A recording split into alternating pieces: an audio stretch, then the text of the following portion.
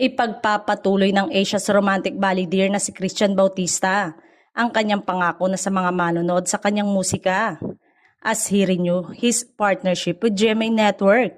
Present sa nasabing event ang GMA Network, President and Chief Executive at mga bossing ng GMA Network at ang asawa nito na si Kat Bautista.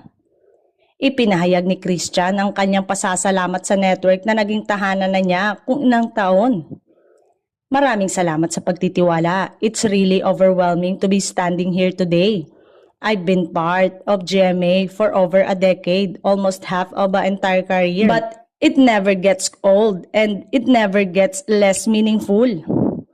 Pagdating sa kanyang karera sa pag-arte, patuloy na ginagampanan ni Christian ang iba't ibang papel.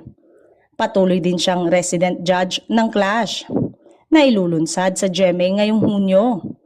Gayun din ang pagiging pangunahing cast sa Sunday noontime variety show na All Out Sunday. The best is yet to come habang patuloy na hinahasa ni Christian ang kanyang talento at nagbabalik sa lahat ng kanyang mga tagahanga sa buong mundo. Hindi rin nakalimot si Christian sa network na kanyang pinanggalingan ng ABS-CBN Network. Eto umano ang unang naniwala at nagtiwala sa kanyang kakayanan kaya siya nandito ngayon.